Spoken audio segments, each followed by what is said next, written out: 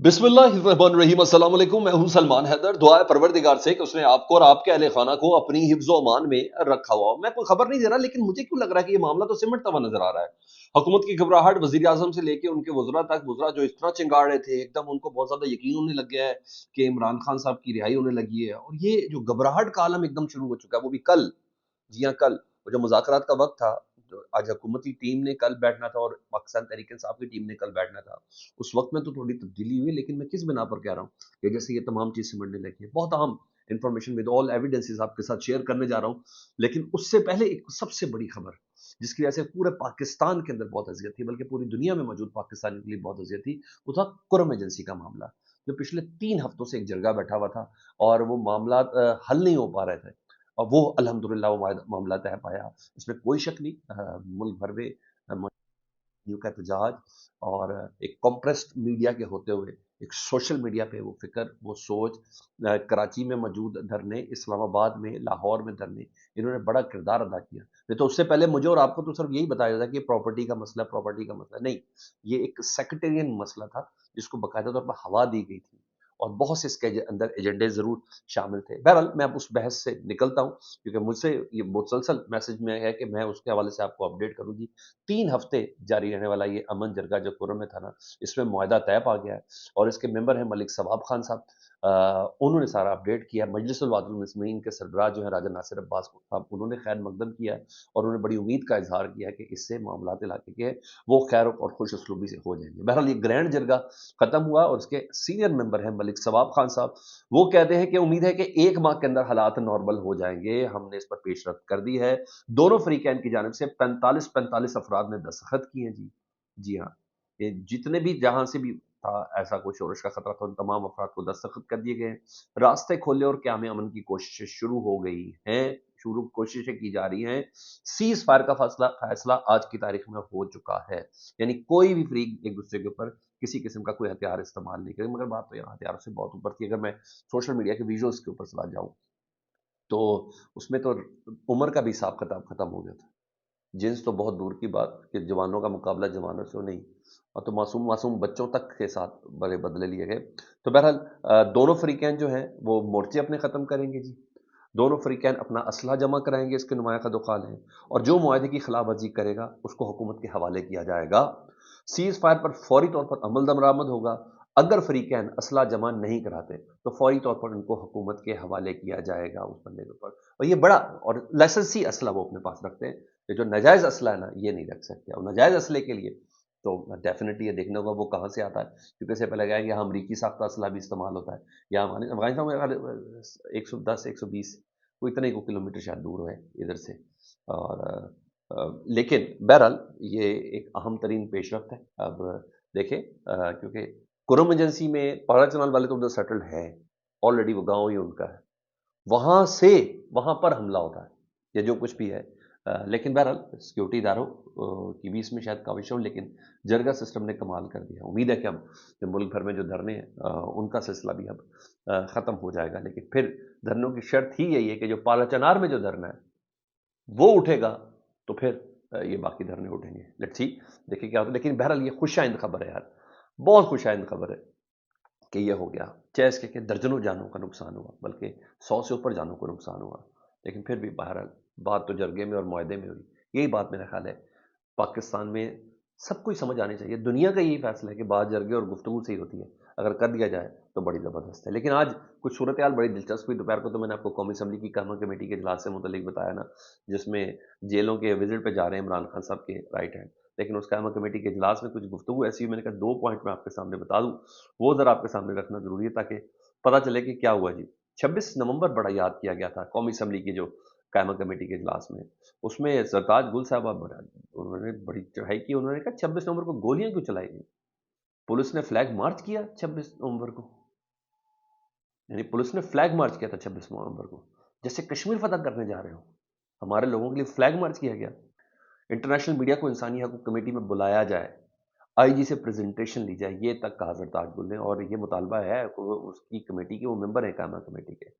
اور بہرحال بیرسٹر گوہر صاحب نے کہا کہ ہم نے جوڈیشل کمیشن کی ڈیمانڈ کی ہے، اس ایجنڈے کو ابھی کے لیے ڈیفر کر دیتے ہیں، یعنی ان کو جوڈیشل کمیشن کی ڈیمانڈ پوری ہونے کا بیرسٹر گوہر صاحب کو کل کی مذاکرات کے حوالے سے تھوڑا بہت میرا خیال ہے ان کو ہے کہ شاید یہ جوڈیشل کمیشن جو ہے 26 نومبر کے اوپر کم از کم وہ بن جائے گا، تو انہوں نے کہا فی الحال اس معاملے کو ڈیفر کر دیتے ہیں، ذرا دیکھتے ہیں مذاکرات کے حوالے سے پھر باقی کی چڑھائی کریں گے۔ بہرحال صحیح بولے غلط بولے، لیکن بہرحال اب کل تک کے لیے میں مہلت تو دینی، ہر چیز وہ تھا تیلی پہ سرسوں جمانا نہیں، جب جمانا نہیں ہے تو پھر تھوڑا سا مذاکرات کو ٹائم دینا ہے، ان سب باتوں کو تو ٹائم دینا ہی دینا ہے۔ اچھا، لیکن ایک دوسرا بڑا زبردست اجلاس تھا، وہ تھا سینٹ کی قائمہ کمیٹی کا، اور وہ تھا سینٹ کی قائمہ کمیٹی برائے آئی ٹی کا، جس کا کسی کو بھی، اس وزارت کا تو کسی کو بھی کچھ نہیں پتا، ایسی روز بونگیاں ماری جاتے ہیں ہمارے وزیر اور ان کے وہ کہتے ہیں وزیر مملکت، ایسی ایسی بونگیاں ماری جاتے ہیں، لیکن بہرحال وہاں آج بڑی زبردست بات ہوئی، پہلی بار کچھ چیزیں تسلیم کی گئیں پاکستان ٹیلی کمیونیکیشن اتھارٹی کی طرف سے، ان کے سربراہ جو میجر ریٹائرڈ جنرل ہیں جنرل حفیظ الرحمان صاحب تھے، جے یو آئی کے کامران مرتضیٰ صاحب بھی سینیٹر ہیں، وہ بھی ان کے درمیان انہوں نے آج سوال جواب کیے کہ سر جنرل صاحب سانوں بھی دس دو پتہ تو چلے کیا مسئلہ ہے۔ کامران مرتضیٰ صاحب نے جنرل صاحب سے پوچھا نا، انہوں نے کہا یہ کہاں لکھا ہوا ہے کہ پاکستان میں کسی خاص علاقے میں آپ انٹرنیٹ بند کر دیتے اور کسی مخصوص کام کے لیے آپ بند کر دیتے؟ تو جواب دیا جنرل صاحب نے، کہا رولز میں لکھا ہے کہ وزارت داخلہ جو ہے وہ Pakistan Telecommunication Authority P T A کو ہدایت لکھ کر دے سکتی ہے، اور اگر یہ غلط ہے تو پھر بتائیں حکومت 9 سال سے ہم سے انٹرنیٹ کیوں بند کرا رہی ہے، یعنی وہ کنفرم نہیں ہے۔ انہوں نے کہا اگر یہ بات غلط ہے پھر 9 سال سے ہم انٹرنیٹ کیوں بند، یعنی اس حکومت میں بھی، پی ٹی آئی کی حکومت میں بھی اور اس سے پچھلے حکومت میں، اب تو ہم تو دیکھ ہی رہے ہیں نا 12 ربیع الاول میں ہم محرموں میں دیکھ رہے ہیں، بھائی سیکورٹی پوائنٹ آف ویو سے تو بالکل سمجھ آتی ہے، لیکن یہاں نیت کا فقدان ہے نا، یہاں تو نیت کا فقدان ہے۔ وہ آر ٹی ایس بٹھایا گیا ہو 2018 میں تو وہ ایک علیحدہ بات ہے، 2024 میں انٹرنیٹ بند کی، یہ سب کیا چیزیں ہیں؟ تو یہ سیکورٹی کا مسائل تو نہیں ہے، فارم 45 اپلوڈ ہونا، یہ سیکورٹی کا تو مسائل نہیں ہے، تو خاص ایک مخصوص ایجنڈا ہے جس کو پورا کرنا ہے۔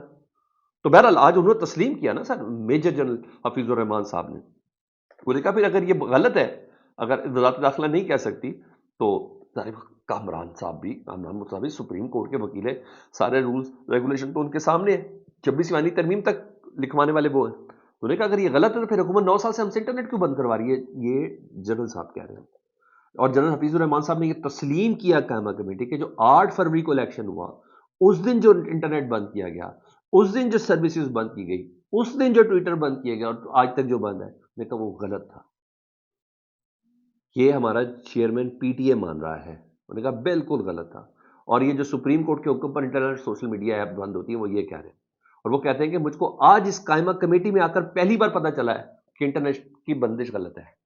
سر ہمارے چیئرمین پی ٹی اے کو نہیں پتا کہ انٹرنیٹ کی بندش غلط ہے، وہ چیئرمین ہے یار۔ اب یہ حالت دیکھیں آپ، بندہ قائمہ کمیٹی کے اندر بیٹھ کے تسلیم کر رہا ہے کہ مجھے آج پہلی بار آ کے پتا چلا کہ انٹرنیٹ کی بندش غلط ہے، مگر آفرین ہے کامران مرتضیٰ صاحب نے ان کے منہ سے بات نکلوا دی، اور بڑی بات ہے۔ اور بھائی میں نے پھر بولا ہمارا سمجھ آتی ہے محرم کے جلوس میں سیکورٹی سمجھ میں آتی ہے، آپ نے انٹرنیٹ بند کر دیا خاص جگہوں پہ جہاں جہاں جلوس کا ہے، دہشت گردی آپ کو پتہ دشمن فنکار لے کے بیٹھا ہوا ہے، عید میلاد النبی کا جلوس ہماری خوشیاں، اس کو بھی آپ نے وہ بھی کر دیا، وہ بھی سمجھ آ گئی، 21 رمضان وہ بھی آپ نے کر دیا جی بڑے جلوس ہے، یہ سب چیزیں ہو گئی۔ بھائی اب یہ تو بتا دیں، یہ تو ساری سیکورٹی کے حوالے سے ہے، مگر لوگوں کی آواز بند کرانے کے لیے انٹرنیٹ کیوں بند ہے پاکستان میں؟ کہ لوگوں کی بات، لوگوں کی رائے دنیا تک نہ پہنچ سکے، اس لیے انٹرنیٹ پاکستان میں بند ہوتا ہے، اور اس کے علاوہ کیا وجہ ہے؟ اور اس کے علاوہ کیا وجہ ہے؟ الیکشن کے نتائج روکنے کے لیے انٹرنیٹ بند کیا جاتا ہے پاکستان میں۔ سر سیکورٹی کے ساتھ ہر چیز کو اٹیک نہ کریں، پتہ چلتا ہے کہ ان کی وجوہات کچھ اور ہیں، ان کی فکریں کچھ اور ہیں، یہ اس وجہ سے بہرحال بہت بڑا کنفیشن تھا یہ اس کا۔ باقی اب میں ذرا اس مذاکراتی کمیٹی کی بات کروں جس کا مذاکرات کل ہے، اور اس کے حوالے سے جو میرے پاس خبر ہے سب سے پہلے وہ میں آپ کے درمیان رکھ دوں جی۔